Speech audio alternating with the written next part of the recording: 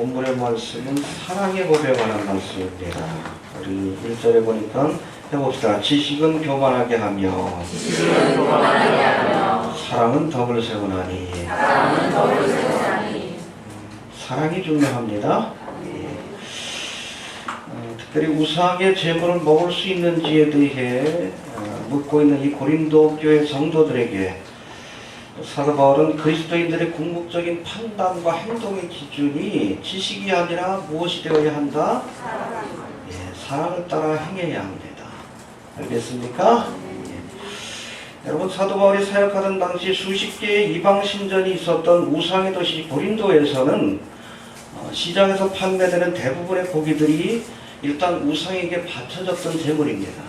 알겠습니까? 우상에게 바쳤던 소나 양이나 뭐 돼지나 이런 것들을 시장에 그렇게 내보내서 그렇게 그걸 팔아서 신전을 관리하는 사람들이 경제적인 이익을 얻었던 거예요. 이해가 되십니까? 예. 그럼 과연 이런 과정을 거쳐서 시장에 나온 이 고기들을 우리 그리스도인들이 먹을 수 있느냐 아니냐 이런 문제를 가지고 이 고린도 교회 안에 논쟁이 벌어졌습니다. 이 논쟁에 대해 사도 바울은 지식은 교만케 하며 사랑은 덕을 세운다는 이 말씀을 통해 우리 그리스도인들이 행동하고 판별하는 기준이 지식이 아니라 사랑이 되어야 한다라고 우리에게 말씀하고 있는 겁니다. 알겠습니까?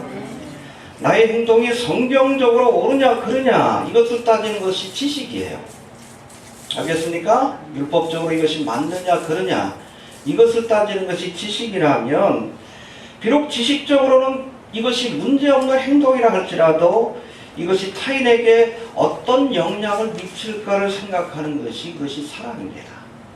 알겠습니까? 예, 지식에 대한 기준을 뛰어넘는 우리가 사랑의 법을 따라 모든 것들을 판별하고 행동할 수 있어야 한다고 말씀하고 있는 겁니다. 그런즉 믿음, 소망, 사랑 이 세 가지는 항상 있을 것인데 그 중에 제일은 알겠습니까? 여러분, 사랑은 율법의 완성입니다. 지식의 완성이에요. 이해가 됩니까?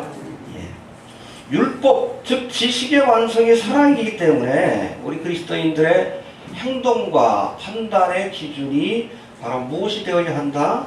사랑이 되어야 한다라고 우리에게 말씀하고 있는 겁니다. 구체적으로 한번 살펴보도록 합니다. 먼저 우리 1절 한번 다시 한번 봅시다. 시작.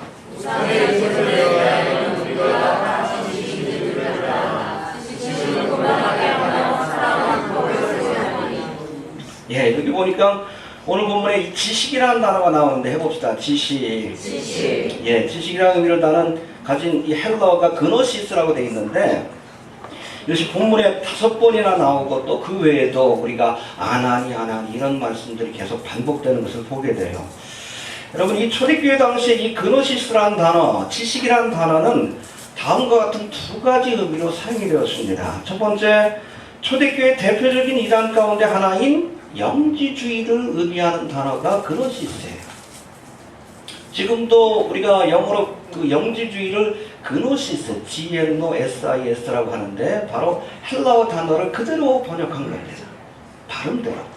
알겠습니까? 해봅시다. 영지주의. 영지주의가 뭐예요? 바벨론 신앙과 기독교를 합쳐놓은 거예요. 카발라가 뭐예요? 유대교와 바벨론 신앙을 합쳐놓은 거예요. 고대의 신비 종교와 기독교를 합쳐놓은 것이 바로 영지주의입니다. 여러분, 우리가 잘 아는 일루미나티 프리메이슨들의 신앙이 영지주의예요. 뿌리가 거기입니다. 알겠습니까? 우리가 좀 당시로서는 뭐 헬라의 철학과 기독교를 합쳐놓은 것, 그것이 바로 영지주의라고 보시면 됩니다. 신비주의 종교와 기독교가 결합된 이 영지주의에서는 예수 그리스도를 믿음으로 구원받는 것이 아니라 고대로부터 내려오는 특별한 영적인 지식을 얻어야 그 사람이 구원을 받는다, 또 신의 경지에 이른다라고 주장을 합니다. 이 선악과를 먹어야 하나님처럼 될 것이다. 알겠습니까? 뱀이 미혹했던 그 말을 아직도 믿고 있어. 이 영지주의자들이 누가? 일루미나티 프리메이슨들이. 이 뉘에지 사상이 바로 그거예요. 어떤 깨달음을 통해서 영적인 지식을 얻음으로, 그노시스를 얻음으로 내가 어떤 도인이 되고 신의 경지에 이르게 된다. 간벤이 된다. 그것이 바로 뉴에이지 사상이고 영주주의 사상입니다. 그런 체험을 한 사람이 바로 예수 그리스도고, 우리도 그런 수련의 과정을 거치면 예수님처럼 될 수 있다. 이게 바로 뉴에이지 사상이에요. 영주주의고. 예수는 믿음으로가 아니라 지식을 통해서 구원을 받는다고 주장을 했는데, 그 영주주의를 일컫는 말이 바로 그노시스입니다. 알겠습니까? 예. 저거는 신앙의 본질이 믿음이 아니라 뭐라고요? 그노시스, 지식이라고 이렇게 주장을 했어요. 부정적으로 표현한 이유가 바로 그런 백그라운드가 있는 거예요. 사도 바울이. 이해가 되십니까? 예. 두 번째로 성경적 의미에서의 이 그노시스는, 지식은 여러 지식들 가운데 특별히 하나님을 아는 지식을 의미합니다. 해봅시다. 하나님을 아는 지식이다. 오늘 본문에서는 그렇게 쓰여진 겁니다. 알겠습니까? 하지만 이 지식은 우리를 교만케 하고 사랑은 덕을 세운다. 할렐루야. 예. 하나님을 아는 지식을 의미하는 단어인데, 구약의 율법과 성경에 대한 지식을 총칭하는 단어가 바로 그노시스입니다. 오늘 본문에서도 바로 그런 의미에서 사도 바울이 지식, 그노시스라는 단어를 사용한 겁니다. 이해가 되십니까? 예. 여러분, 예수님 당시에 이 바리새인 서기관들은 바로 이 그노시스, 지식에 능통한 자들이에요. 해봅시다. 지식에 능통한 자들이다. 지식에 능통한 자들이다. 문제는 그 많은 율법과 성경에 대한 지식을 가지고 있으면서도 희한하게 예수님이 하나님이 보내신 메시아라는 사실을 몰랐어요. 잘 들으세요. 그노시스, 이 지식, 성경에 대한 지식은 믿음을 갖기 위해 필요한 것이지만 지식만 가지고는 믿음을 갖지 못합니다. 성경을 아무리 우리가 딸딸 외우고 신학박사이가 한 10개 되고 100개 돼도 성령께서 조명해 주시지 않으면 말씀의 참된 의미를 깨닫지 못해요. 예수가 그리스도임을 깨닫지 못합니다. 어린아이들도 이해하지만 여러분, 이 그노시스만 의지하는 자들은 하나님의 말씀의 참된 의미를 깨닫지 못합니다. 지식의 한계를 인정해야 한다는 겁니다. 이해가 되십니까? 예. 두 번째, 여기 보니까 지식은 교만하게 하고 사랑은 덕을 세운다. 이 말씀의 의미를 한번 세 가지로 살펴봅시다. 해봅시다. 지식은 교만하게 하고, 지식은 교만하게 하고 사랑은 덕을 세운다. 사랑은 덕을 세운다. 흥미로워. NIV 성경을 보면 knowledge puffs up. 우리 머리에 뽕을 놓는다 그러죠? 그게 puffs up이에요. 우리를 교만하게 하고 대단한 존재인 것처럼. 낚시하다 보면 이게 보고들 잡힐 때 보면 건드리면 부풀잖아. 그게 푸프석이에요. 교만하게 만들어요. 자신의 본질적인 모습보다 더 대단한 사람인 것처럼 착각하게 만듭니다. 바리새인 성이 만들어야겠다. love, but love builds up. 여러분, 사랑은 세웁니다. 타인을 세우고 교회를 세웁니다. 지식 많은 교회가 여러분 성장하는 게 아니에요. 사랑이 충만해야 돼. 그 중에 제일은 사랑이 없으면 헛된 거예요. 천사의 말을 하고 하늘의 비밀을 깨달아도 무슨 소용이 있어. 마지막 때는 말고 뭐 할 거예요? 신학의 본질인 사랑이 없는데. 지식은 교만하게 하는 겁니다. 사랑은 세우는 겁니다. 연약한 성도를 세우고 교회를 세우고 하나님의 나라를 세우는 것, 지식이 아니에요. 사랑이 하는 겁니다. 이걸 모르면 정작 우리가 안다고 하면서도 이걸 모르면, 지식이 있다 하면서도 이걸 모르면 정말 알아야 할 것을 모르는 사람이에요. 이렇게 성경에서 얘기한 거예요. 사도 바울. 해봅시다. 지식은 교만케 하고, 지식은 교만케 하고 사랑은 덕을 세운다. 사랑은 덕을 세운다. 예, 먼저 지식은 교만하게 만든다라고 말씀합니다. 하나님의 말씀과 지식이 나를 돌아보는 도구로 쓰임 받을 때는 우리를 겸손케 만들고 하나님을 가까이 하게 만듭니다. 할렐루야. 설교 들을 때도 괜히 옆에 있는 남편 보지 마셔요. 내게 주신 말씀이라고 생각해야 합니다. 목사님 설교하면 자꾸 좀 들으라고. 아니, 내가 들어야 되는 말씀이에요. 또 누굴 쳐다보세요? 여러분, 이 지식 말씀은 나를 돌아보는 도구가 돼야 돼요. 해봅시다. 하나님의 말씀은 나를 돌아보는 도구가 돼야 한다. 나를 돌아보는 도구가 되어야 한다. 그럼 이것이 유익이 돼요. 우리로 하여금 겸손케 만들고 간절하게 만들고.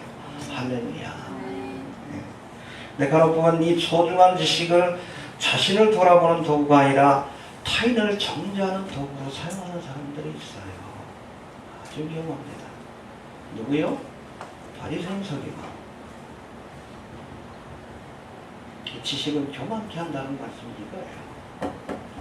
차라리 성경을 몰랐으면 세리와 천기처럼 구원받았을 텐데.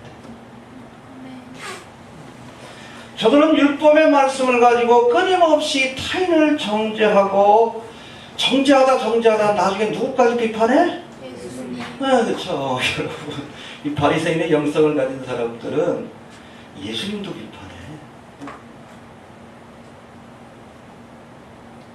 자기만이 그렇다고 생각해. 자기 눈에 있는 들보는 보지 못하면서 자신의 마음속에 있는 탐욕과 죄악들은 보지 못하면서 남의 눈에 있는 티끌을 보면서 죽일 죄인이라고 정죄하는 거예요. 하나님을 아는 지식을 사랑의 도구가 아니라 폭력의 도구로 사용합니다. 그래서 예수님이 공생의 기간 동안에 바리새인 서기관들을 그렇게 책망하신 거예요. 이 독사의 새끼들아, 심하네. 제가 한 말 아니에요. 이 뱀들아, 독사의 새끼들아, 나와요. 마태복음 23장 33절에 나와. 너희가 어떻게 지옥의 판결을 받겠느냐. 회칠한 무덤과 같다. 그렇죠? 겉으로 보기엔 우리나라는 안 그래. 우리나라 무덤들은 안 이뻐. 제가 러시아 갔더니 무덤이 너무 이뻐. 어디 그냥 그 마을 그 옆에 좀 지나가는데 보니까 고문이 너무 이뻐. 울긋불긋하게 꾸며놔가지고 이게 뭔가 왜 이렇게 이쁘게 꾸며놨나 했더니 무덤이래. 그게 회칠한 무덤이에요. 겉으로 보기는 아름다운데 그 안에 온갖 더럽고 썩고 부패한 것이 있는 거예요. 이 바리새인들이 그렇다는 거예요. 겉으로 거룩한 척하는데 그 내면을 보면 온갖 시기, 질투, 탐욕, 욕심, 죄들이 가득 차 있다라고 얘기를 하는 겁니다. 회칠한 무덤, 페인트 칠한 무덤이라는 뜻이에요.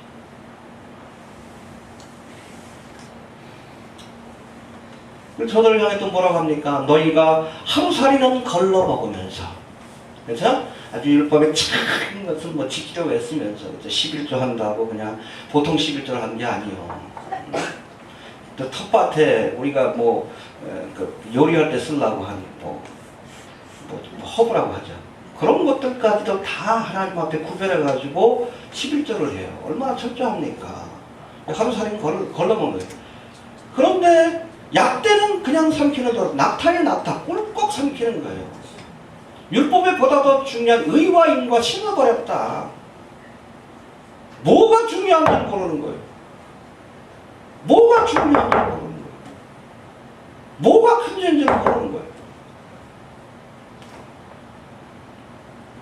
바리새인들의 특징이 그거예요. 아주 조그마한 것 가지고 성경의 약점을 잡아서 침소봉대하죠. 큰 죄를 지은 거죠. 그 일을 행하는 사람 자체가 얼마나 하나님 앞에 큰 죄를 짓고 있는지는 모르는 거예요. 그리고 고린도후서에 나오죠. 부욕하는 자는 하나님의 나라를 유업으로 얻지 못한다. 뒤에서 수근수근대고 중상고략하는 사람은 지옥 간다고 돼 있어요. 뭐가 큰 죄예요? 바리새인의 영성 아닙니까? 예수님도 시덥지 않게 보이는 거예요. 예수님조차도. 제가 늘 얘기합니다. 교만 중에 우리가 영적인 교만은 치료할 약이 없어요. 정말 위험합니다. 이게 뭐가 그렇게 교만하게 만드는가? 지식이 교만하게 만들어. 경건이 없는 지식, 사랑이 없는 지식이 사람을 그렇게 바리새인으로 만들어버려요. 다 죄인이지 그 앞에. 누가 저거 하고 있어요. 성경 말씀에 비춰봐서 여러분 죄 없다 할 인생이 어디 있어? 이거 가지고 여러분 잣대를 가지고 해봐. 죄인 온전히 아는 사람이 어디 있어요? 이 말씀을 가지고 나를 돌아봐야지. 그러라고 주신 것 아니에요?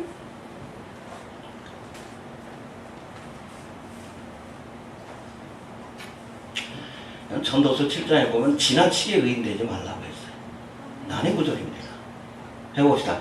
지나치게 의인되지 마라. 지나치게 의인되지 마라. 왜? 그런 사람들이 바리새인의 영성을 가질 수 있기 때문에 그래요. 허물을 덮어주는 것이 사랑이지. 그렇죠? 자꾸 들춰내는 것은 다툼을 구하는 거예요. 본질이 뭔지를 알아야 합니다. 그러니까 하루살이는 걸러먹어. 그러면서 어렵다고 착각해. 근데 낙타는 꿀꺽 삼켜. 보다 더 중요한 하나님의 말씀에 가장 중요한 것이 뭐요? 이 율법의 핵심이 뭐예요? 사랑 아니에요? 사랑.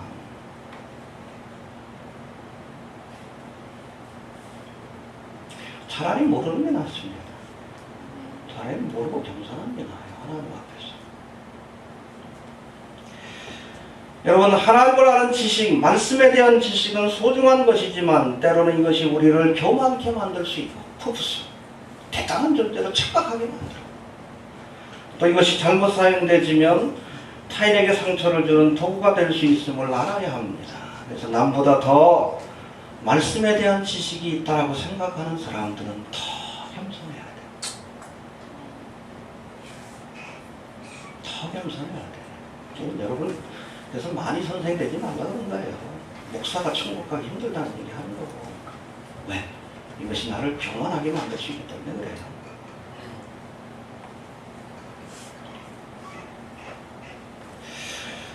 또 두 번째, 지식을 해봅시다. 지식은 교만하게 하고, 사랑은 덕을 세운다. 예, 이 말씀의 두 번째 의미는 지식이 믿음을 얻기 위한 첫걸음이요 수단이지만 사랑은 믿음의 완성입니다. 믿음을 갖기 위해 지식이 필요해요. 이것은 첫걸음일 뿐이에요. 완성은 사랑입니다. 알겠습니까?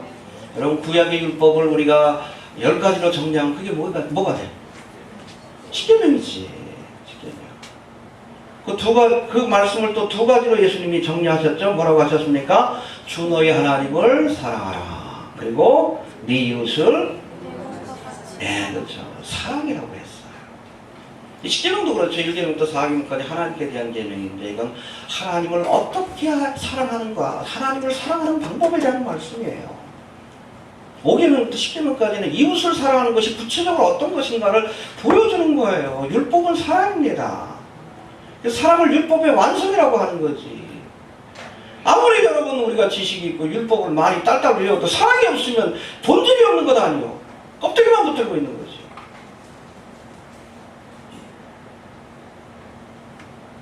이처럼 성경의 지식은 하나님을 사랑하고 이웃을 사랑하는 방법에 대한 설명이라 할 수 있습니다. 그런데 하나님에 대한 지식이 있다 자랑하면서 정작 그 자신이 사랑을 모른다면 오늘 본문의 말씀처럼 아직도 마땅히 알 것을 알지 못하는 거예요. 자신의 무지함을 드러내는 겁니다. 그래서 주변적인 건 마음이 나는데 본질을 몰라. 무식한 거지. 마땅히 알 것을 모르는 거예요. 또 지식은 교만하게 하고 사람은 덕을 세운다는 말씀의 세 번째 의미는 지식이 아니라 사랑이 세우는 역할을 한다는 뜻을 갖고 있습니다. 할렐루야. 예. 이 세우다는 단어가 헬러어는 오이코도메이라고 하는데 이 건축하다는 뜻이에요. build up이라고 되어 있습니다. NIV에는 edify라고 되어 있고 킹제임스 버전에는 이거는 건축하다는 뜻이 집을 세운다. 해봅시다. 건축한다. 교회를 세우는 거예요. 연약한 성도들을 세우는 겁니다. 뭐? 지식이 아니라 사랑이.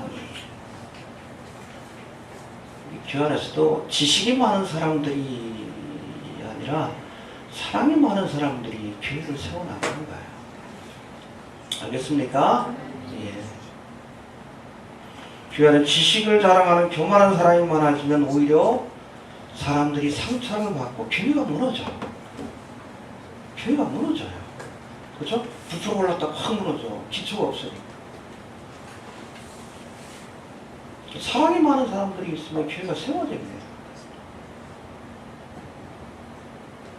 지식은 교만하게 하고 사랑은 덕을 세운다. 할렐루야. 예. 마음판에 새기시기를 바랍니다.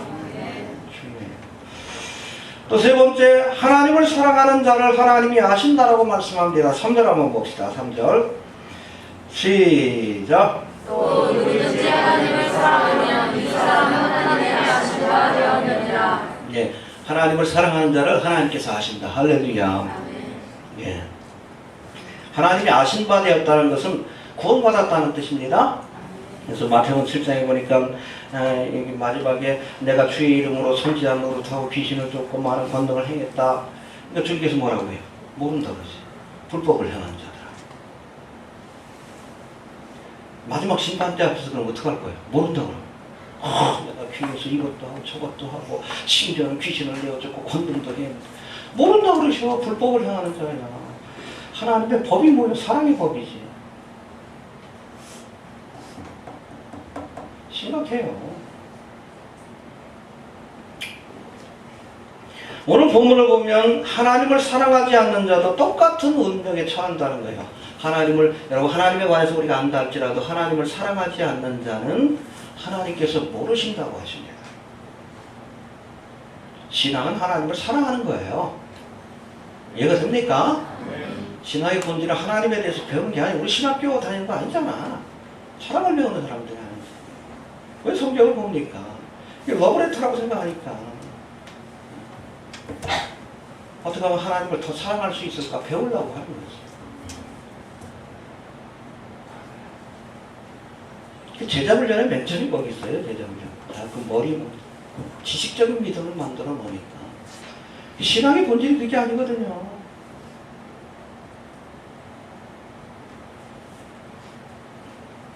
또 오늘 본문에서는 하나님에 대해서 아는 자를 아시는 것이 아니라 해봅시다. 하나님에 관해 지식이 있는 자를 아시는 것이 아니라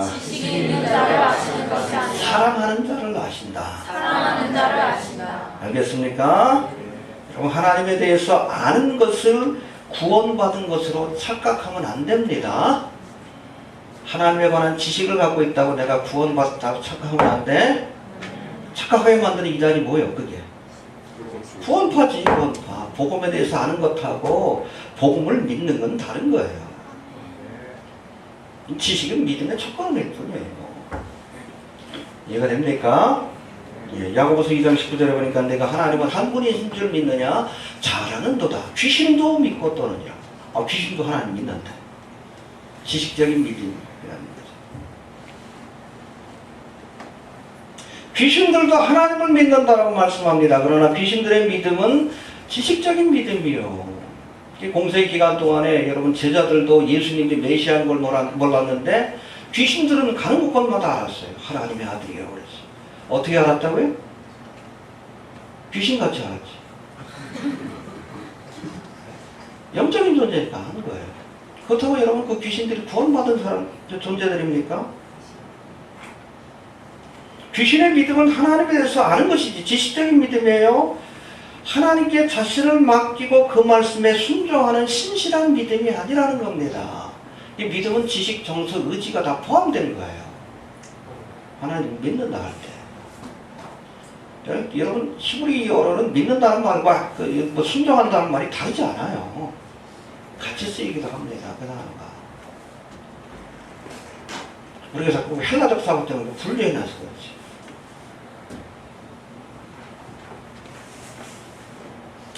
누구든지 하나님을 사랑하면 이 사람은 하나님의 아시는 바 되었다. 할렐루야. 하나님에 대해서 아는 자가 구원받은 자가 아니에요. 하나님을 사랑하는 자가 구원받은 자입니다. 믿습니까? 예. 하나님의 사랑으로 이웃을 사랑해야지. 눈에 보이는 형제자매를 사랑하면서 하나님을 사랑한다는 거짓말이라고 했어. 우리가 교회 안에서 서로 사랑하지 못하면서 하나님 사랑합니다. 거짓말이에요. 어떻게 보이는 형제도 사랑하지 못하면서 보이지 않는 형제를 사랑해요. 거짓말이지.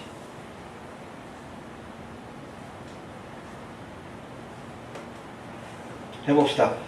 하나님을 사랑하는 자를 하나님을 사랑하는 자를 하나님이 아십니다. 하나님이 아십니다. 이해가 됩니까? 예, 그런 사람이 구원받은 사람이에요. 예, 이제 1절부터 3절까지 제시한 지식과 사랑의 관계를 사도 바울이 구체적으로 어떻게 적용하고 있는지 잠깐 한번 살펴봅니다. 먼저 우상 앞에 놓인 재물은 단지 음식에 불과한 겁니다. 그러니까 먹을 수 있다. 이게 지식이에요. 이것만 가지고는 안 된다는 겁니다. 4절부터 한번 봅시다. 4절 한번 봅시다. 시작. 그러므로 우상의 재물 먹는 일에 대하여는 우리가 우상은 세상에 아무것도 아니며 또한 하나님은 한 분밖에 없는 줄 알아라. 예, 우상은 헛된 것입니다. 그렇죠? 아무것도 아니요. 참신이 아니기 때문에 우상에게 바쳐진 음식이라 할지라도 문제될 게 없어. 이것이 고린도 성도들이 갖고 있는 지식이고 사도 바울도 이것이 틀리지 않다라고 얘기를 하는 겁니다. 이해가 됩니까? 네, 아무것도 아니요. 그냥 감사함으로 먹으면 상관없는 거예요. 하지만 문제는 모든 사람들이 이런 지식을 갖고 있지 않다는 데 있는 거예요. 이해가 되십니까? 7절 한번 봅시다. 시작. 그러나 이 지식은 사람마다 가지고 있어 어떤 이들은 지금까지 우상에 대한 생각이 있어 우상의 재물로 알고 먹는 그들의 양심이 약해지고 더러워지느니라. 예, 우상에게 바쳐진 재물이라도 한낱 음식에 불과하기 때문에 먹는 것이 문제될 것이 없다. 성숙한 교인들은 다 그렇게 이해한다는 거예요. 하지만 믿음이 약한 자들 가운데는 이를 이해하지 못하는 사람들이 있다는 겁니다. 그렇죠? 예수를 믿은 지 얼마 안 되는 사람 가운데, 초신자들 가운데 이전에 우상을 섬기던 때에 가졌던 미신적인 생각과 감정이 아직도 그 마음에 남아서 이 음식 자체를 꺼려하는 사람들이 있었다는 겁니다. 똑같은 고기를 먹어도 믿음이 약한 자들은 이것을 우상의 제물로 알고 먹기 때문에 그 양심이 약해지고 더러워지게 된다는 거예요. 이해가 됩니까? 예. 결국 지식이 있다는 사람들의 자유함이 때로는 믿음이 약한 사람들을 실족케 할 수 있다라고 말씀하고 있습니다. 9절 한번 봅시다. 시작. 그런즉 너희 자유함이 약한 자들에게 그치는 것이 되지 않도록 조심하라. 그렇죠. 나는 자유롭게 먹을 수 있어. 왜? 지식이 있으니까. 누구작은 아무것도 아니고 일반 음식하고 다를 바가 없기 때문에 감사함으로 먹으면 된다. 그러니까 나는 자유해요. 그러나 나의 자유함이 믿음이 연약한 사람들을 넘어지게 할 수 있다는 거예요. 이해가 됩니까? 예. 여러분, 우리가 예수를 믿을 때 율법의 저주로부터 비록 자유함을 얻게 되지만 사실은 우리가 이 순간부터 사랑의 법에 매여 살게 되는 겁니다. 율법으로부터 자유함을 얻어요? 이해가 됩니까? 자유함을 얻습니다. 구약시대처럼 돼지고기 먹어서는 안 되고 매일같이 그냥 제사 드리고, 아니요. 자유함을 얻습니다. 그러나 예수를 믿는 순간부터는 사랑의 법에 매이게 되는 거예요. 근데 사랑의 법이 더 힘들어. 더 복잡하고 힘들어요. 율법은 그냥 해라 그런 거 하면 되고, 하지 말라 그런 거 안 하면 돼. 오히려 간단해.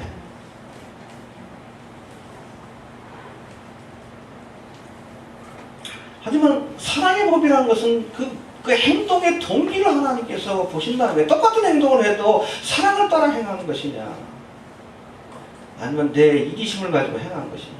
우리가 남을 비판할 때도 그렇죠? 사랑으로 비판해야지.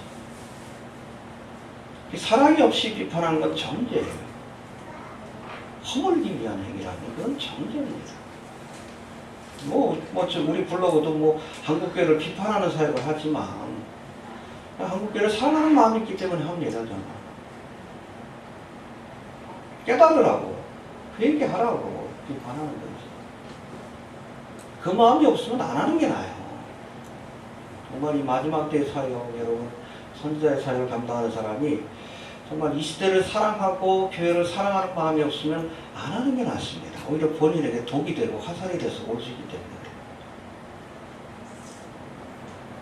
타인의 죄를 지적할 때도 우리가 사랑의 마음으로 해야 돼요. 그거 없으면 그건 정죄입니다. 정리가 되십니까? 예. 겉으로 보기엔 똑같은 것 같아요. 아니요. 속이지 말아요. 하나님은 중심을 보십니다.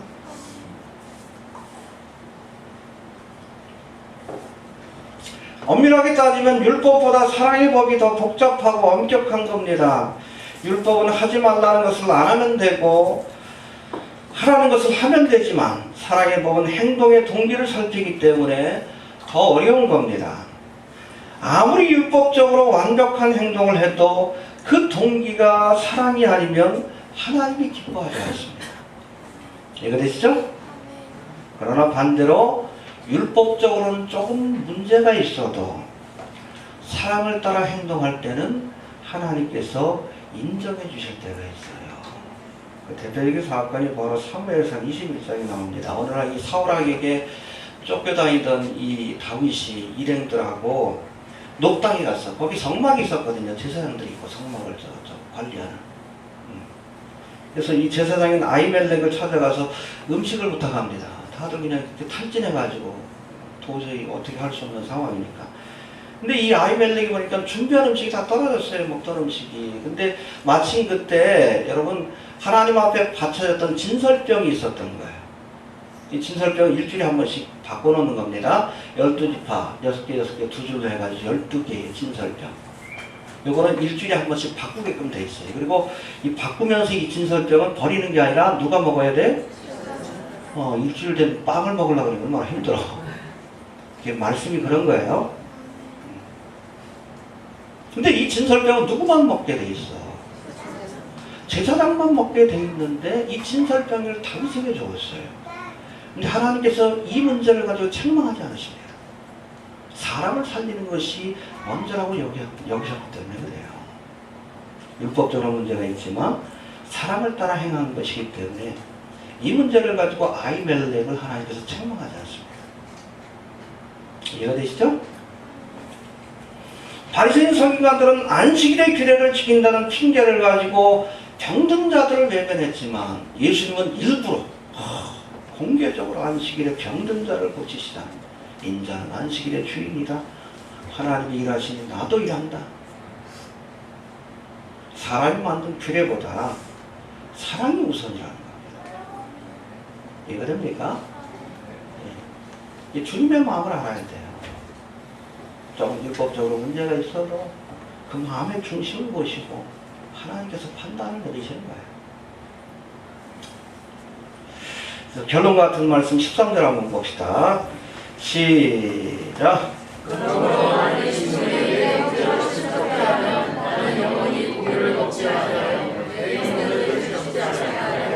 이게 사랑의 법입니다. 전혀 문제될 게 없다. 그러나 혹시 이 행동으로 인해 실족하는 사람이 있다면 나는 평생 고기를 먹지 않겠다. 이게 사랑의 법의 매인 거예요. 더 엄격하죠. 그렇죠? 우상의 재물을 먹는 것이 지식적으로는 문제가 될 것이 없지만 혹여 이런 행동으로 형제가 실족게 되는 일이 발생한다면 나는 영원히 고기를 먹지 않겠다. 할렐루야. 지식이 아니라 사랑을 따라 사는 것이 구체적으로 어떤 것인지를 사도 바울이 보여준 겁니다. 어렵죠? 사랑의 법에 매어 사는 것이 어려운 겁니다. 정말 하나님 사랑 주시지 않으면 불가능한 거예요. 그리스도인들의 궁극적인 행동의 기준은 지식이 아니라 뭐가 되어야 합니까? 사랑이 되어야 한다는 거예요. 율법적으로 지식적으로 문제가 없다 할지라도 사랑을 따라 행하지 않은 것은 하나님께서 기뻐하지 않으십니다. 고린도전서 13장 2절에서도 내가 예언하는 능이 있어 모든 비밀과 모든 지식을 알고 또 산을 옮길 만한 모든 믿음이 있다 할지라도 사랑이 없으면 아무것도 아니다 라고 분명히 말씀합니다. 지식이 아니라 사랑이에요. 알겠습니까? 사랑이 없는 지식은 헛된 것입니다. 예. 자, 우리 1절부터 3절까지 보고 마칩시다. 시작. 우리가 지식이 있는 줄을 아마 지식은 공평하게 하며 사랑은 법을 세우나니 만일 누구든지 무엇을 아는 줄로 생각하면 아직도 마땅히 가르치는 것이고 또 누구든지 하나님을 사랑하면 이 사랑은 하나님의 아심과 배움이니라. 우리 믿음들을 본질적으로 돌아봅시다. 내가 지식적인 그리스도인이었는지 정말 사랑을 따라 행하는 그리스도인인지 지식은 여러분 푸푸 우리를 교만하게 만드는 거예요. 우쭐하게 만듭니다. 내가 뭐 대단한 사람으로 착각하게 만들어요. 그러나 사랑은 우리 형제를 세우고 교회를 세우고 하나님의 나라를 세웁니다. 알겠습니까? 네. 우리가 지식이 아니라 사랑을 따라 행할 수 있는 뭐라도 성숙한 그런 믿음의 단계에 나갈 수 있게 되길 바랍니다. 고린도전서의 전체의 가장 중요한 부분이 사실은 고린도서 13장이에요. 사실은 고린도서 13장을 얘기하려고 1장부터 쭉 얘기한 거예요. 왜 고린도 교회가 분열이 됐습니까? 다툼이 딴 거 아니고 사랑이 없어서 그래요. 믿음, 소망, 사랑 그 중에 제일은 그렇죠. 은사도 있고 지식도 있고 그렇죠? 능력도 있고 근데 뭐가 없어? 사랑이 없어. 껍데기는 있는데 알맹이가 없어. 지식은 교만케 하는 겁니다. 사랑은 덕을 세웁니다. 할렐루야. 아무튼 우리가 추구해야 될 것이 무엇인가를 좀 아시길 바랍니다. 사실은 성경에 관한 지식은 하나님과 이웃을 사랑하는 법을 가르치는 거예요. 이해가 되십니까? 예, 본질적인 우리가 하나님의 말씀에 중심을 놓쳐버려요. 아무리 많은 지식을 할지라도 그것이 우리에게 유익을 주는 것이 아니라 오히려 독이 될 수 있다는 것을 기억할 수 있게 되기를 바랍니다. 주신 말씀 붙들고 다 같이 한번 기도합니다.